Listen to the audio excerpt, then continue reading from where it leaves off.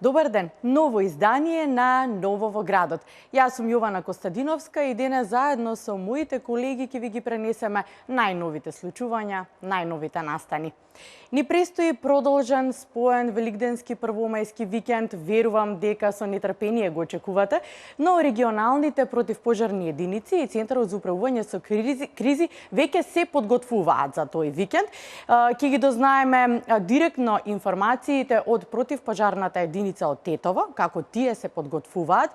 Ќе дознаеме од Кичево. Мојот колега Бранислав разговара со раководителот на Центарот за управување со кризи од Кичево, кои се нивните надлежности, но прво во ова вклучување ќе започнеме со колегата Ивица Стојановски, кој што ни се јавува од Куманово.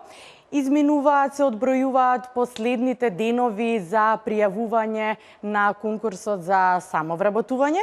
Ќе дознаеме како е во Куманово и зашто најмногу се интересираат младите, а за крај останете со нас, ќе се вклучиме директно пред самото почнување во Велес на одбележување на 113 години од солунските атентатори. Останете со нас за сите детали, за сите информации од овие градови. Почнуваме со Ивица.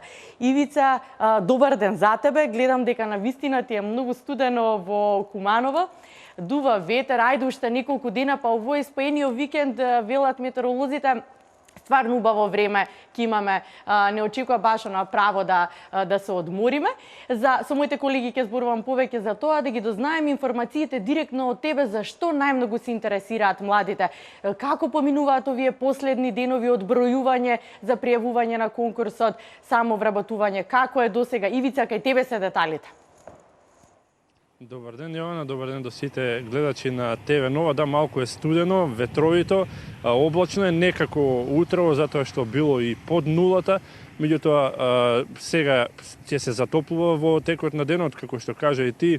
Актуелно во градот и ново во градот е посетата на заменик министерот за труд и социјална политика Диме Спасов, кој што вчера заедно со директорот за Агенцијата за вработување и пратеникот од Куманово Зоран Георгиевски беа во посета на една приватна ординација тука во Куманово, стоматолошка, која што пред 2 години е отворена токму со таа мерка за самовработување преку тој првиот повик.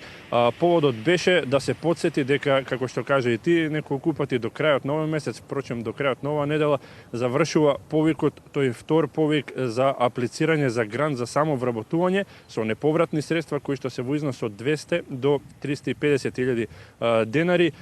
Министерот Диме Спасов, заменик министерот, потенцираше дека сите оние кои што имаат идеја, кои што имаат смислено свој бизнис или сакаат да отворат компанија, имаат некоја вештина, познаваат некој занает, да ги искористат овие последни денови за аплицирање, да го сторат тоа, затоа што на национално ниво бројките се одлични. Според него токму оваа мерка грант за самовработување со неповратни средства ги дала најдобрите резултати и Куманово може да се пофали, но на национално ниво бројките се одлични, како што кажав, 7.800 компании се отворени преку оваа мерка, а 7.900 вработувања се реализирани. Ке продолжи тој тренд, како што кажав, и натаму мерки ке има, меѓутоа оваа завршува, аплицирањето за оваа мерка завршува до крајот на оваа недела. Директорот на Агенцијата за вработување, пак Владко Поповски, потенцираше дека за ова година е планирано да се подржат околу 920 бизниси. Тоа се оние мали компании кои што се двигатели на македонската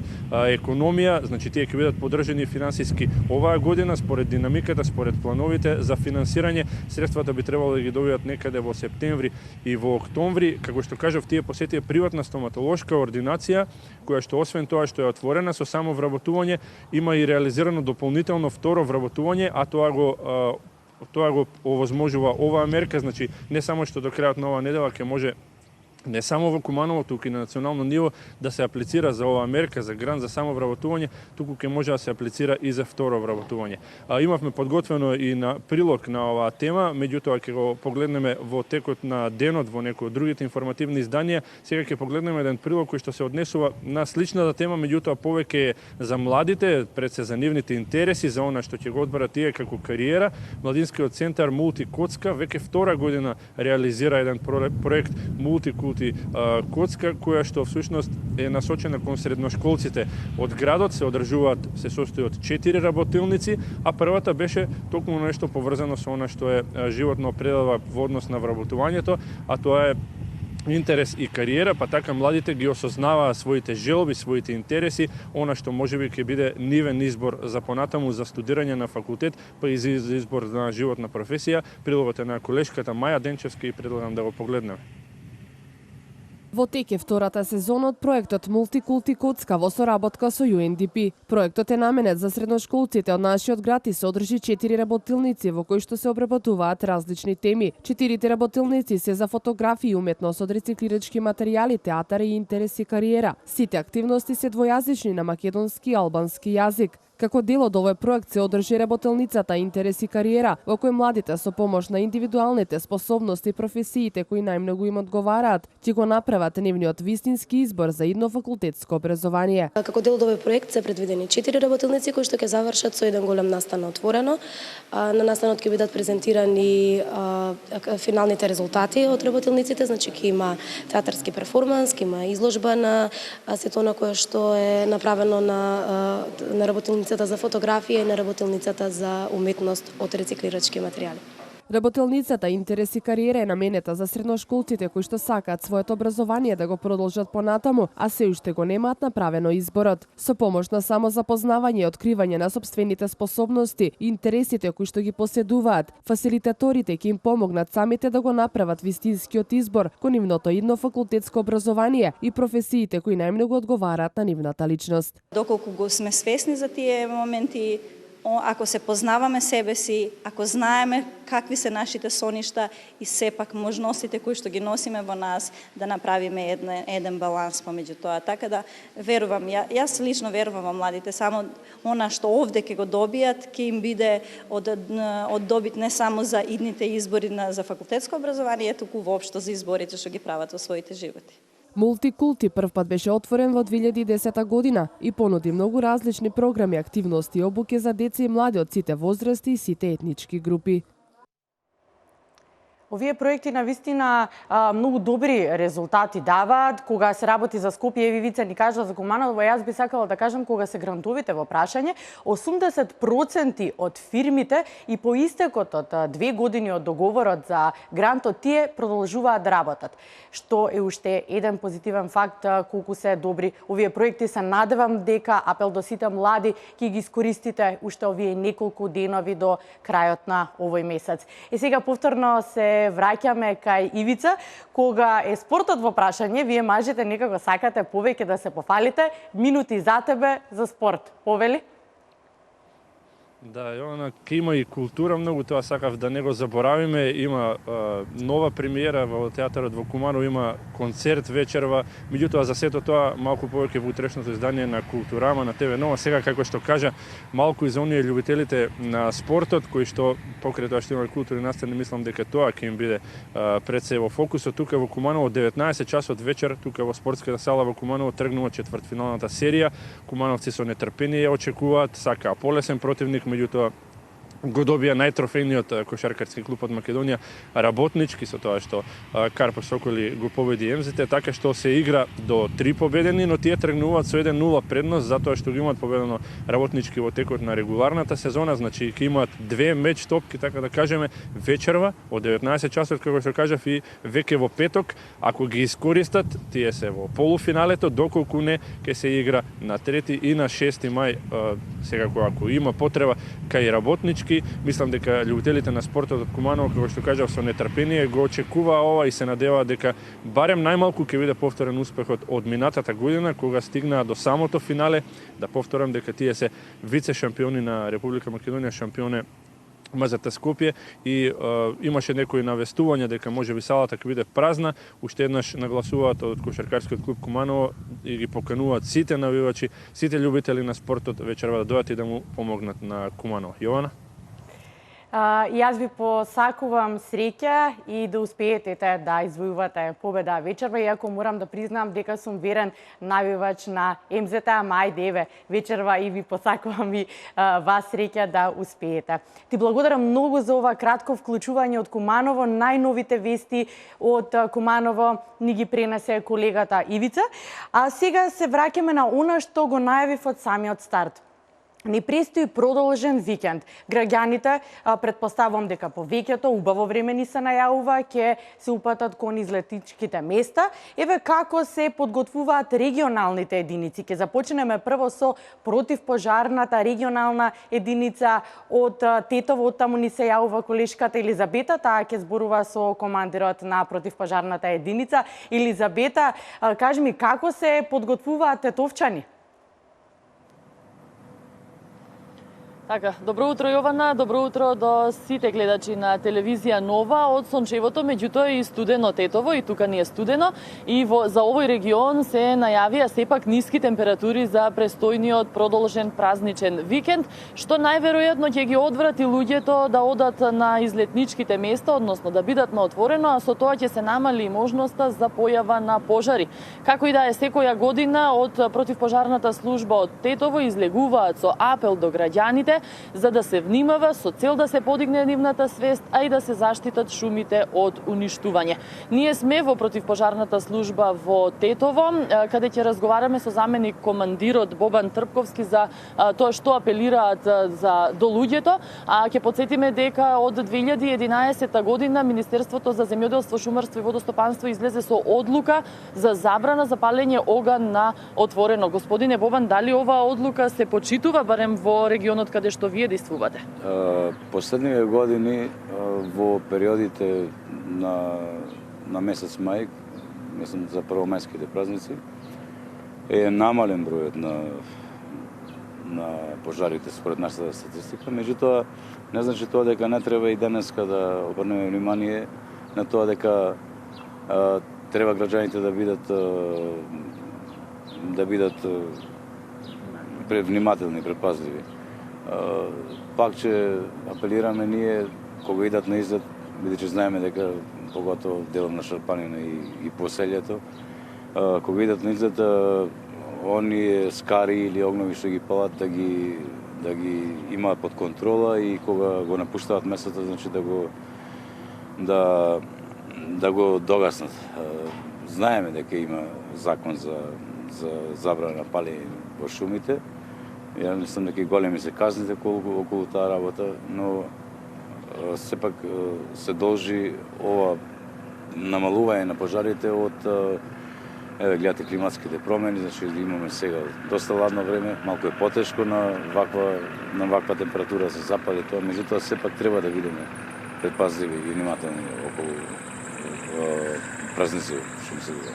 Дали првомајските празници значат почести пожари низ Тетово? Па да, значат, бидејќи се оптоварува електричната мрежа, сите луѓе готват интензивно за тој празник. Еве сега имаме два споени празници, Великден и 1 мај. Така да ние секогаш ќе бидеме будни тука за да на време реагираме и да спречиме било каква појава на пожар. Така, ние ќе потсетиме дека казната за палење на оган на отворено е 200 евра, но сепак човекот останува главен фактор за предизвикување на пожарите. Каква е состојбата во регионот каде вие действувате, особено на Шарпланина? Па, видете, ние до сега имаме 176 интервенции, што е голем процент, значи доаѓа по 1,5 пожар на ден, од кои близу 100 не се со голема материјална штета.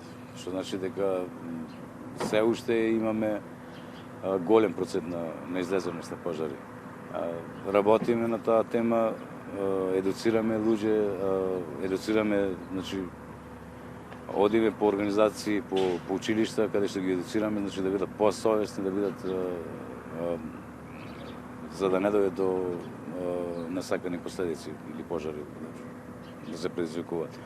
Исто така имаме големи проблеми со складирање на материјали по подрумите во зградите, каде што сепак ви апелирал пак сега Дирекцијата за заштита и спасување да зголеми таа проверка или инспекција околу тоа што се складира и што се, бидејќи се знае дека најголема опасност за зградите се подрумите и подрумските простори, каде што се складира разни нафтени деривати, огромно дрво и многу други разни запаливи материи.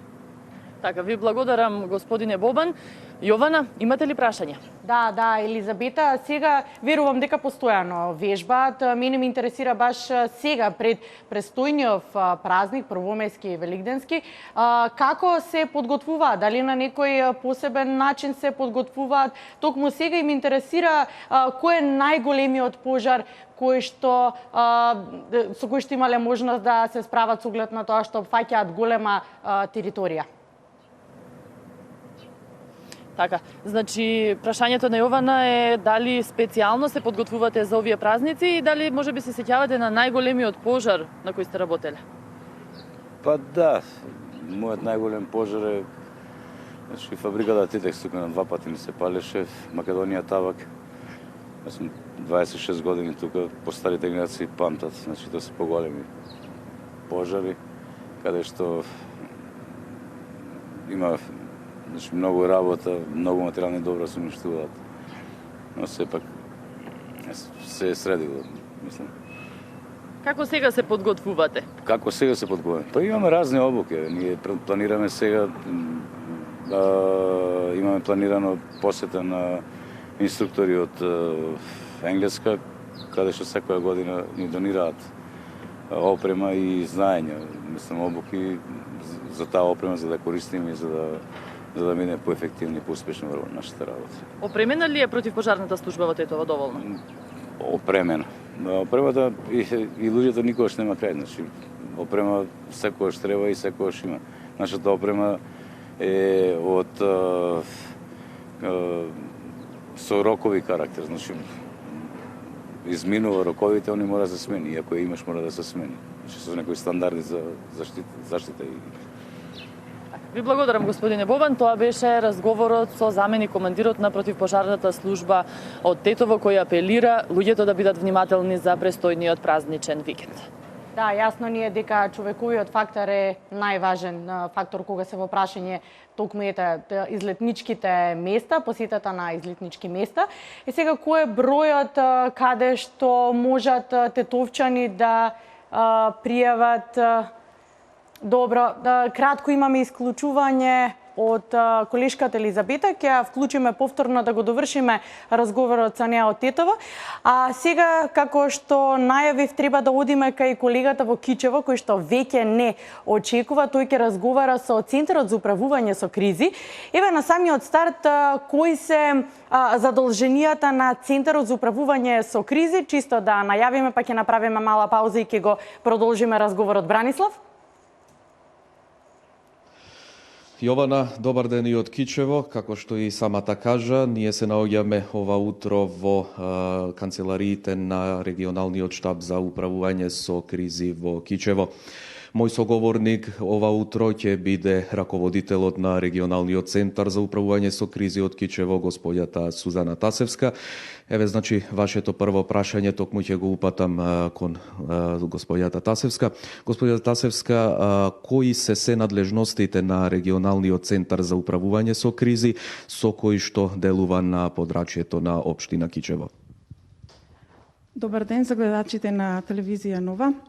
Значи, надлежностите на регионалниот центар за управување со кризи се донесување на одлуки, обезбедување на постојана консултација, постојана координација на субјектите кои што се дел од системот за управување со кризи и правилна употреба на ресурсите, на сите ресурси кои што се на територијата на општина Кичево во услови на криза. И секако изготвување на процена на загрозеност од сите видови на ризици и опасности на Република Македонија, која што за општина Кичево веќе е изготвена, е донесена на Совет и е завршена. Студио. Да, Бранислав, ќе се навратиме на разговорот. Заинтересиравме за она што ќе зборуваме. Со тебе сега, почитувани, останете на оваа фреквенција, ќе направиме мала пауза.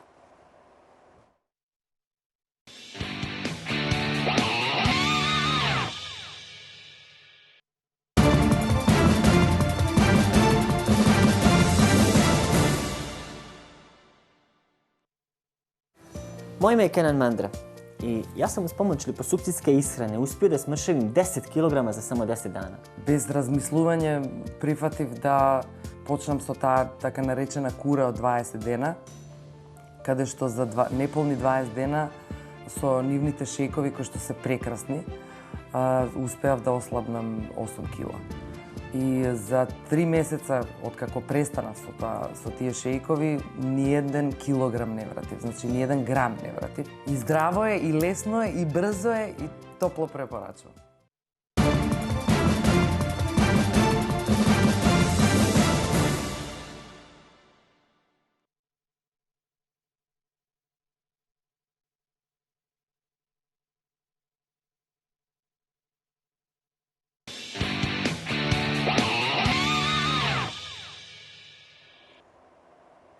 Од Бранислав од Кичево дознаваме повеќе информации за тоа како работи регионалната единица на Центарот за управување со кризи од Кичево.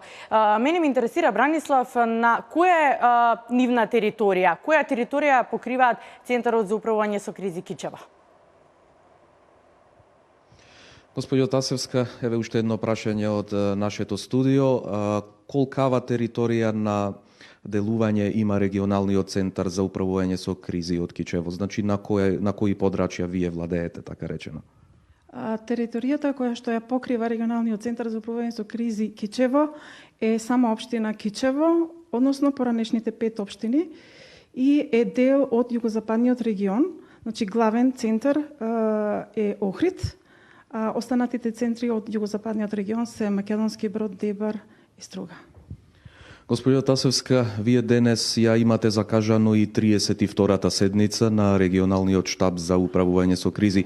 Може ли еве да ни одговорите, односно да ни посочите што ќе се разговара токму на оваа седница, односно што е дневниот ред на вашата денешна седница? Да, на 32-та седница на штабот за управување со кризи имаме единствена точка на дневен ред, а тоа се пожари на отворен простор, шумски пожари и превентивни мерки за заштита од овој вид на ризик. Значи, иако ние овие денови имаме релативно облачно време и врнежи од дожд, сепак во изминатиот период, минатата недела имаше доста топли сончеви денови, кога на нашето подрачје, кое што го покрива регионалниот центар за управување со кризи Кичево, се појавија веќе големи шумски пожари, 3 големи шумски пожари, и заради тоа одлучив денеска да ја закажам оваа седница за да бидеме подготвени за идните евентуално пожари кои што ќе се појават на нашата територија. На седницата се поканети, значи покрај членовите на штабот имаме покането и доста гости кои ќе присуствуваат.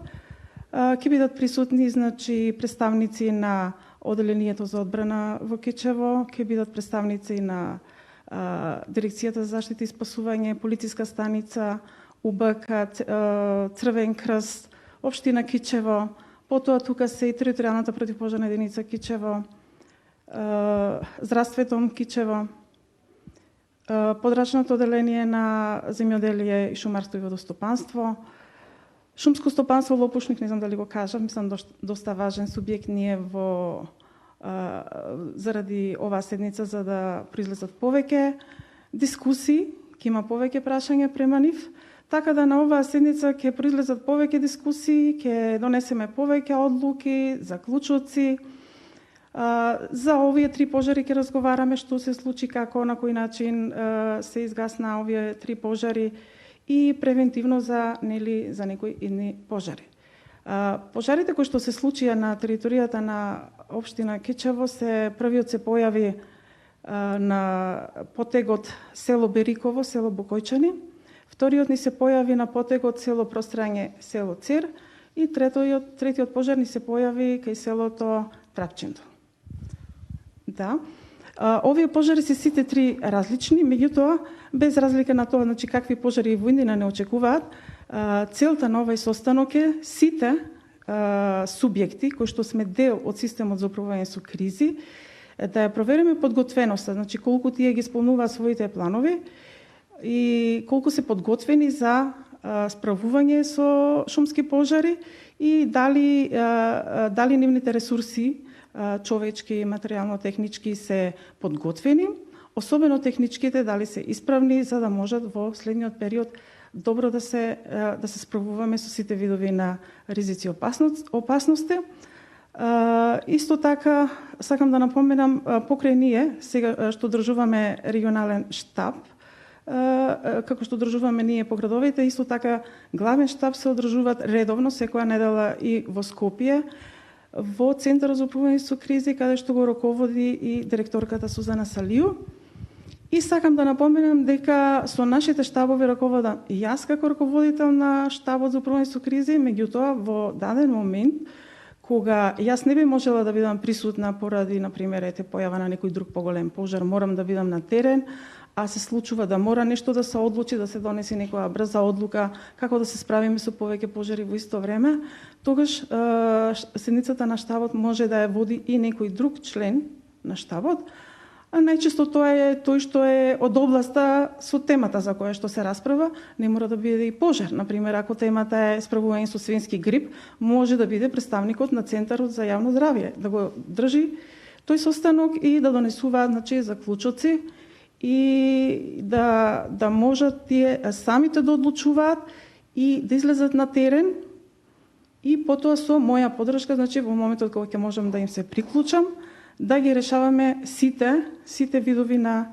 ризици. Господја Тасевска, на кој начин ги добивате информациите од терен кога има случаи на појава на шумски пожари на нашата територија? Најчест и најбрз начин за добивање на информација тоа ни е МАКФИ системот. Значи, на тој начин, преку овој систем, ние се информираме, меѓусебно се информираме сите институции. Тој е интегриран систем за шумски пожари во Македонија, МАКФИ системот, и благодарение на него, уствари благодарение на владите на Република Македонија и на Јапонија, кои што се работуваат, значи ЈИЦА и ЦУК. Тој е првиот и наједноставен и најбрз начин за добивање на некоја информација за појава на пожар. Меѓутоа имаме и други видови на извори, а тоа е, например, општинската УКБ радио мрежа. Ни се јавуваат луѓе од поселата за да ни кажат дали нешто се случило, како се случило, колкава е површината, например, на пожар, каде се наоѓа точното место и сите тие видови на податоци. Така да, друг начин на известување тоа е секако од полициската станица. Тие ни се јавуваат најчесто да не информираат за некој вид на пожар, бидејќи често се на терен, често директно ги гледат пожарите и веднаш нас ни се јавуваат. Потоа од шумското стопанство Лопушник ни се јавуваат и секако преку бесплатниот телефонски број 195 добиваме информација од граѓаните, од некои луѓе кои што се на отворен простор, приметиле пожар и се јавуваат, не информираат, така да ние на тој начин обезбедуваме податоци. Многу е важно податоците што ги добиваме од овие извори, многу е важно изворот на податокот, човекот кој што ни информира, да ни дава точен, значи, податок. Податокот мора да биде точен и проверен. Значи, мора да знаеме дали навистина тоа така се случило како што тие не известува, затоа што во минатото имаме случувања дека имаме непроверени, неточни информации, така да, например, за пожарите кои што претходно ги спомнав, пожарот во Бериково, тоа е едно планинско село, непристапно, за ништо друго, значи ниту за територијална противпожарна единица да употребиш, ниту некој друг вид на возило, туку единствено може тука да гасат и така се случи, значи со овој пожар учествуваа само работниците на шумското стопанство Лопушник, други не можеа да учествуваат. И во врска со овој пожар, значи имавме повеќе пати интервенции, затоа што повеќе пати пожарот беше гасен, меѓутоа постојано се повторуваше и се обновуваше на други места. Ние излеговме на терен, екипа од Центарот за управување со кризи, и на терен утврдивме дека имаше еден мал дел од пожарот останат, кој што се изгасна, и токму кога тргнавме да се враќаме, веќе ние добивме нов податок, нова информација дека пожарот повторно се појавува на 200 метри од претходниот пожар, повторно се враќаме назад. И така да постојано, значи пожарите се случуваат, меѓутоа многу се важни овие податоци да бидат точни, проверени, за да ресурсите правилно ги искористиме. Значи да не тоа се навистина големи финансиски трошоци, да една територијална противпожарна единица ја активираме на толку далечен простор, а да не биде навистина искористена. А можеби некаде навистина е веќе потребна и таа не е појдена на правилно место. Студио, ако може би имате некои дополнителни прашања на оваа тема, нашиот соговорник може и да одговори, значи. Бранислав, исцрпно ми одговоривте на сите прашања додека ве слушав, постепено ги поставувавте. Значи, денеска ќе имаат совет Центарот за управување со кризи, вклучени се многу фактори, дополнително и Црвениот крст, екипите, противпожарни единици и така натаму. Значи, ќе се подготвувате за престојниот викенд, да бидете максимално подготвени за сите несакани фактори што може да бидат предизвикани. Ти благодарам, Бранислав, од Кичево. Додека сме се уште на темата пожари, би сакала да го завршам разговорот со Елизабета. Накратко ни се исклучено. Еве, повторно, Елизабета, кажи ми на кој број тетовчани можат да пријават пожар? Стандардно 193 е бројот на кој што можат тетовчани да го пријават пожарот во противпожарната служба, од каде во најбрзо време ќе бидат на местото на настанот. Од твојот соговорник, командирот на противпожарната единица Тетово, тие се подготвуваат и велат нема потребно посебно да се подготвиме, веќе по редовните вежби кои што ги прават се подготвени за престојниот викенд. Беше со нас од самиот старт на емисијата, зборувавме со Ивица од Куманово за истекување на последните 4 дена до пријавување на сите млади заинтересирани за мерките за вработување, станува збор за грантовите. Мене ме интересира како е во Тетово, затоа што неколку пати во Новоградот представивме и успешни приказни од Тетово на млади луѓе кои што се вработиле и се уште функционираат преку овие проекти за само вработување за грантовите. Како е сега? Да, Тетово може да се пофали дека од 2007 година, од како започна оваа мерка, секоја година има за 10 до 15% зголемен број на заинтересирани активни баратели на работа, кои што сакаат да бидат дел од оваа мерка. Инаку во првиот рок, односно во првиот оглас, се пријавени 120 лица, од кои 97 веќе ја поминале првата обука, односно првата фаза, а сега се во втората фаза, каде што треба да изработат бизнис и финансиски план. Како што и ти кажа, во тек е вториот рок за пријавување и досега се пријавени околу 50 на лица, а се очекува бројот да биде поголем до 30 месецов кога завршува.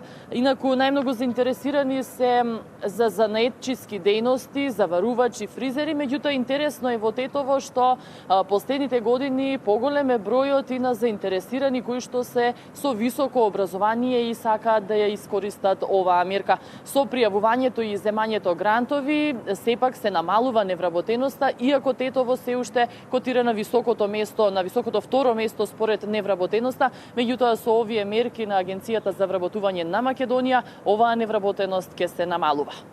Се надеваме дека вистина ќе успеете и дека ќе биде така. Ме радува тоа што слушам дека има заинтересираност за занаетчиство. Можеби ќе имаме повторно враќање на некои изгубени занаети или пак пројавување на некои нови. Ти благодарам, Елизабета од Тетово. Веќе е подготвена и е со нас колешката од Велес, Дијана Иванова. Ја најавив на самиот старт дека се вклучуваме пред почетокот на одбележувањето на 113 години од солунските атентатори Дијана, пред почетокот на прославата вие сте на лице место, со кого ќе разговараш, што ве очекува денес во Велес? Токму така се јавуваме од пред споменикот на гемеджиите во Велес, каде што денеска ќе се чествува 113 години од нивната саможртва, се со една цел да се подигне свеста на светската јавност дека во Македонија еден народ живее поробен. Мој гостин е историчарот Слободан Ников. За она што гемеджиите го сториле пред 113 години и како тоа одекнало тогаш во светската и европската јавност, го прашувам господинот Ников. Господин Ников, гемеджиите оставија белек веќе 113 години. Она што тие го постигнаа е за респект. Да, гемеджиите пред 113 години направија едно дело, односно дело кое што во колективната меморија на македонскиот народ е запаметена со тоа што преку делата, односно акциите, бомбашките акции кои што ги изведува врз европските институции во тоа време во Солун, сакаа на Европа да и кажат дека на овој простор дека постои еден народ кој што е обесправен, кој што долго води борба, дига повеќе пати буни и восстани, меѓутоа никако да се ослободи од повеќе вековното робство. Гемеджиите како тие беа, значи, млади луѓе, млади од 18 до 20 години, својата желба која што има за слобода на сопствениот народ беше голема, со тоа што и саможртвата што ја дадоа за таа слобода и онаа позната нивна синтагма која што е запаметена се аршиме за Македонија, значи не е случајно искажано и тоа бидејќи скоро сите кои што учествуваа во изведувањето на атентатите загинаа, неколкумина само останаа живи, кои што потоа од османиските власти, односно од војниот суд во тоа време се осудени на смрт, за потоа да бидат помилувани, односно заменета смртна казна со доживотен затвор. Пораката која што тие испратија се саможртвуваа за Македонија, но водеа грижа во нивните акции да не настрадаат невини луѓе, цивили во Сол. Да, и тоа сакав да го кажам дека во сите акции кои што ги изведува од поставувањето на бомбата на парабродот, францускиот параброд Гладакриер, на Отоманската банка, во поштата и во низ за други објекти, ниту едно цивил нема загинато, значи водеа доволно сметка за тоа, значи да нема невини жртви и во тоа навистина успеа документите кои што се достапни за изведувањето на тие акции, навистина нема никаков податок дека има загинато цивили при изведувањето на акциите. Јас во ова мое јавување студио би сакала да ги споменам имињата на сите оние млади момчиња кои пред 113 години дел од нив нели се саможртвуваа за денешната слободна Македонија. А тоа се Јордан Попјорданов, Орцето, Димитар Мечев, Константин Кирков, Илија Трчков, Владимир Пинков, Ѓорги Богданов, Миле Арстов, Тодор Органџиев, Тодор Богданов, Илија Попјорданов, Александар Минов. Покрај нив во кружокот бил и Павел Шатев од Кратово, Марко Бошњаков од Охрид. Поголем дел, како што веќе напоменавме, ги загубиле своите животи, но нивната цел била постигната затоа што светската јавност разбрала дека на ова парче тука постои македонски народ кој што живее нели поробен. Да напоменам дека 2 дена траеле атентатите на гемеджиите, во нивните акции не настрадале луѓе, се жртвувале единствено тие самите себе. Символиката на името можеби е интересно и е важно да го споменеме на гемеджиите кои што сами го избрале, ја означува нивната слобода во движење во бурните води на општествениот живот и себеуништување во нивниот вртолок. Господине Ников, дали ние македонците од денешен аспект како историчари, вие кажете ми, знаеме да го почитуваме, но и да го сочуваме она што овие млади момчиња пред 113 години започнале да го стваруваат?